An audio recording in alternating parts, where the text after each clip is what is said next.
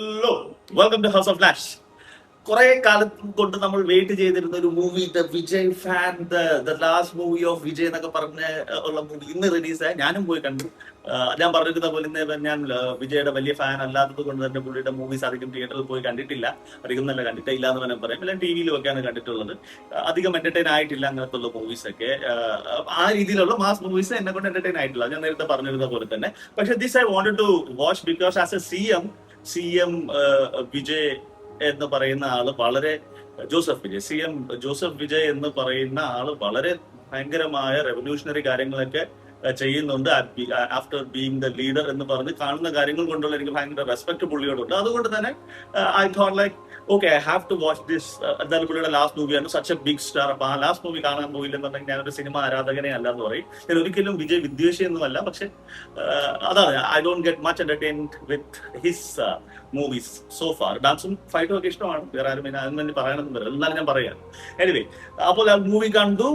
Star cast എന്ന് എല്ലാവർക്കും അറിയാവുന്ന സ്റ്റാർ കാസ്റ്റ് ആണ്. മലയാളത്തിൽ നിന്നും മമിത ബിജു, വിജയ് ഓഫ് കോഴ്സ്, ബോബി ഡിയോൾ, പ്രകാശ് രാജ്, പ്രിയാമണി, അങ്ങനെ ഒത്തിരി പേര് ഉള്ള ഒരു സാധനമാണ്. രേവതി, അങ്ങനെ ഒത്തിരി പേരൊക്കെ ഉള്ള ഒരു സാധനമാണ്. Anirudh music, K Vinod direct ചെയ്തിരിക്കുന്ന പടം എന്നൊക്കെ പറഞ്ഞ് ഒരു ടിപ്പിക്കൽ മാസ് മൂവി. വേറെ കാര്യങ്ങളൊന്നും തന്നെ ഈ ലോജിക്ക് മാറ്റി വെച്ചിട്ട് വേണം നമ്മൾ മാസ് മൂവി കാണാൻ പോകുന്നത്. അറിയാമല്ലോ, ലോജിക്കും വെച്ചിട്ട് ബുദ്ധിജീവികളെ പോലെ ഇത് അങ്ങനെ എന്തിനാ, അത് ശരിയായല്ലോ, ഇത് അങ്ങനെ ഒന്നും കാണേണ്ട ഒരു മൂവി അല്ല മാസ് മൂവീസ് എന്ന് പറഞ്ഞിട്ട്. ഹൂവർ ഇറ്റ് ഈസ്, ഏതൊരു സൂപ്പർ സ്റ്റാർ ആണെന്ന് പറഞ്ഞാലും മാസ് മൂവീസിന് അങ്ങനെ ലോജിക്ക് വെച്ചുകൊണ്ട് പോകുന്നതാണ്.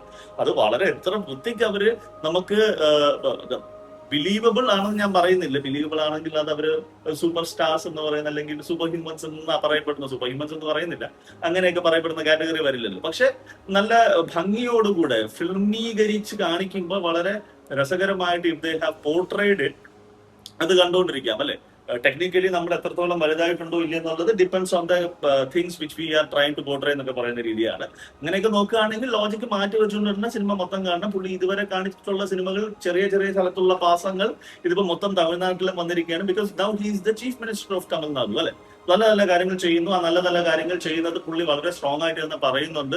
ഇതിങ്ങനെയൊക്കെയാണ് പുള്ളി കാര്യങ്ങൾ ചെയ്യാൻ ഉദ്ദേശിക്കുന്നത്. പുള്ളി ബാക്കി നടത്തിയിട്ടുള്ള പ്രസ്താവനകളൊക്കെ തന്നെ ഒന്നുകൂടെ സിനിമയിൽ നന്നായിട്ട് കാണിച്ചിട്ടുണ്ട് എന്നുള്ള രീതിയിലാണ്. പുള്ളിയുടെ സ്ക്രീൻ പ്രസൻസ് ഒക്കെ ഒരു രക്ഷയില്ല. പുള്ളിയും ബോബി ഡിയോളിന്റെ രണ്ടുപേരുടെയും screen presence is like too much. അപ്പോ ആസ് എ ഫാൻ ആണെന്നുണ്ടെങ്കിൽ definitely it's a theatre watch തന്നെയാണ്. ഫോണിലോ ടി വിയിലോ ഒന്നും കാണാൻ വേണ്ടി നിൽക്കരുത്. അങ്ങനെ ഒരു ഓളത്തിൽ തന്നെ ഇരുന്ന് കാണേണ്ട ഒരു പടം തന്നെയാണ്. ബോറിംഗ് ഒന്നുമല്ല. ലോജിക്കിന്റെ ചെറിയ പ്രശ്നങ്ങളുള്ളതുകൊണ്ട് അവിടെ ഇവിടെയൊക്കെ നമുക്ക് ചെറിയ ക്രിഞ്ചൊക്കെ അടിക്കും. പക്ഷെ forget about this. After 3 hours നമ്മൾ ഇതിനെ കുറിച്ചൊന്നും it is not something, but it's a very valid point he's trying to make എന്ന് പറയാം. നമ്മുടെ മൊത്തത്തിലുള്ള ഇന്ത്യയിൽ നടന്നുകൊണ്ടിരിക്കുന്ന കാര്യങ്ങളിലേക്കുള്ള പുള്ളിയുടെ പൊളിറ്റിക്കൽ ആയിട്ടുള്ള കുറച്ച് കാര്യങ്ങൾ പറഞ്ഞു. we all think which is nice, which is all good. നമ്മൾ സ്കൂളിലൊക്കെ പഠിച്ചുകൊണ്ട് വരുന്ന കാര്യങ്ങൾ, അതായത് ഫോർ എക്സാമ്പിൾ ഈ പിള്ളേരെ ഈ ബാഡ് ടച്ച് ഗുഡ് ടച്ച് എന്ന് പറഞ്ഞ സാധനങ്ങളൊക്കെ പുള്ളി പറയുന്നത് that's A very valid point. പുള്ളി അത് പറയുന്നത് എത്രത്തോളം ലോജിക്കുള്ള സ്ഥലത്താണെന്നുള്ളത് നമ്മൾ പിന്നെ വിചാരിക്കുക. അത് that is not the point in there. He's trying to make a valid point to the people who are watching the movie.